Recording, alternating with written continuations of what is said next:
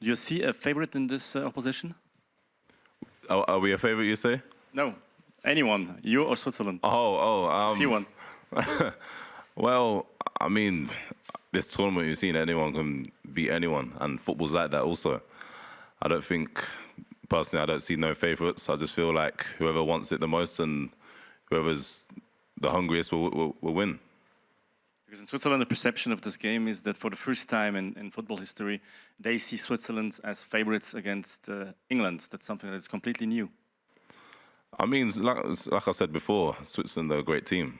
They have quality players and they've been playing well this tournament. So, like you said, they're favourites. They're down on paper favourites. That doesn't mean they're going to win the game. But all due respect to them, we have enough also. How do you see Manuel Akanji playing compared to what he's doing at City? Yeah, he's playing well. Not just him. As a team, they're all playing well. But we like to concentrate on ourselves, and hopefully, with what we do, is enough to beat them. Thank you. Okay, we work from the back to the front. So Tom Barkley first. Hi, Evan. On Lions Den the other day, you and Harry were discussing how during extra time, ahead of it starting, you told Harry, look, I'll go to the back post, look for the flick-ons, and obviously that's where the goal came from. I know you said that it's up to the manager whether he plays a 2 or not, but can you tell us about the advantages of playing a 2 and how your connection with Harry, how does it work? I think we've played with each other and we've watched each other plenty of times, and we'll know what each other's the best at. I feel like you just put yourself about when there's 2 up front, and then it gives the opposition more to think about. And yeah, like you said before I said to H, listen, I'll knock it back across and just pick up the seconds, and he was there to do that.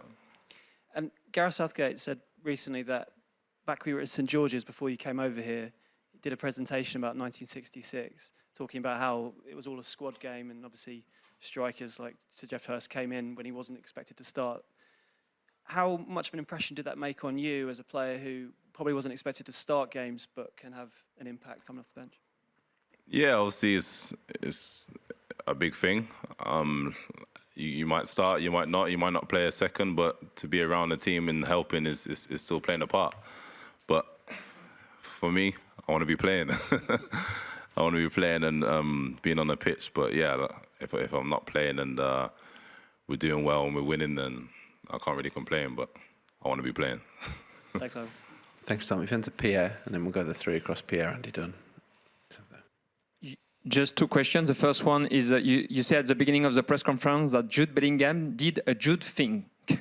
Can you define the concept of a Jude thing? Does that kind of thing in training? Jude doing Jude things is basically putting the ball in the back of the net. Nah, I mean, he scored, I think it's 7 90-plus minute winners. Some big winners also. And I think certain moments fall to certain players, and that was Jude's moment. All right, and just a question about Kyle Walker. He has been a bit criticized for his performance against Slovakia. Can you tell us in training, does he remain as fast, as performant, as efficient as he used to be? Yeah, of course. I don't think he played that bad in the game, but I don't know where that's come from. But Kyle Walker has been, and I think he is probably one of the best right backs in the world. So yeah, some players can have a bad game.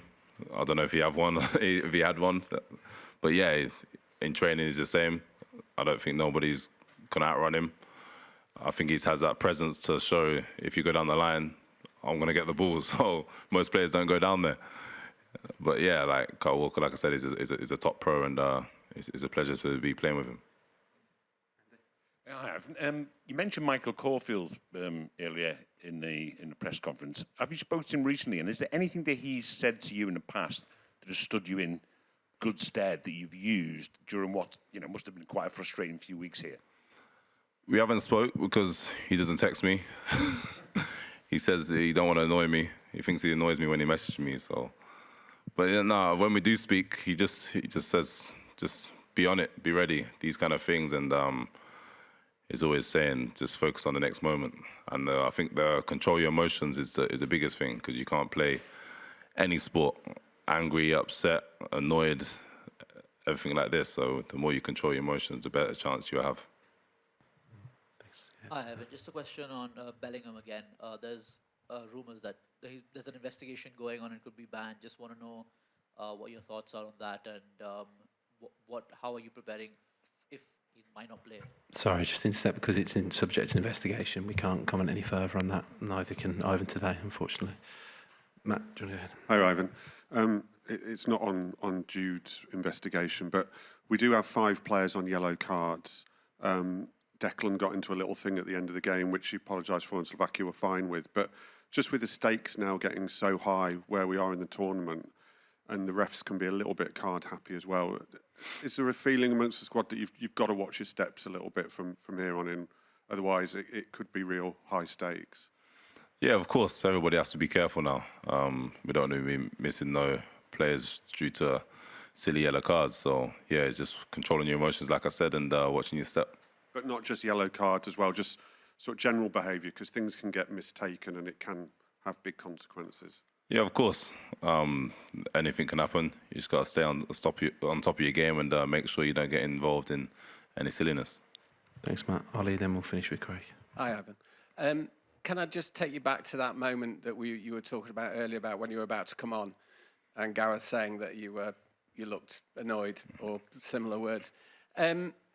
Just humour me a little bit. And why would a player like you be annoyed in that situation? Is it because you wanted to get on? Say, I know this is stating the obvious, but you've been wanting to get on, itching to get on, presumably for a long time. You may be looking at a situation where you've come out here, you've not played. Are all those kind of things going through your head? Yeah, of course. You're excited to come out to a tournament, and obviously everybody wants to be playing, not just myself. Everybody wants to be coming on for some minutes, and like I said, in the dying moments, it's kind of like, when am I going to come on? And you kind of looking at the clock thinking, right, now, but the time wasn't coming, then it came in the dying moments. And then I've seen plenty of times players waiting on the touchline to come on, and the ball doesn't go out for another 5 minutes and the final whistle goes. But yeah, like I said, if I wasn't annoyed sitting on the bench, then I see it as you don't have the right attitude. You don't really want to play football. So yeah, but like I said, when I come onto the pitch, it's a different game now, and you got to stay focused and change your mindset. And last one here, thanks. Hi, Ivan. You were another late substitute for this here today for Luke Shaw, and you've done very well again. Professional sub now, eh? How is Luke? Is he looking ready to start in training? How is he? Yeah, he's training well. He's looking ready. But yeah, we'll have to see what the gaffer does with regarding Luke. Luke's a top player, and I'm sure he'll play his part if he's ready. Just going back to that moment when you were ready to come on, for want of a better phrase, how did Gareth know you were off? What did you say? What did you do? How did you know? I think my face probably said it all. And he knows that Gareth, the manager's been there before. I'm sure there's been a time in his career when he's come on 90-something plus minute, and you just want to be on earlier. But yeah, he's like, everything's sorted now. We're friends. Not that we wasn't friends, but we're happy now. We're friends again, and we're concentrating on the next game. Just lastly, can you do the face for us now? I think it's a lot worse than that, but we'll stay with that. Thank you. Thanks. Cheers all.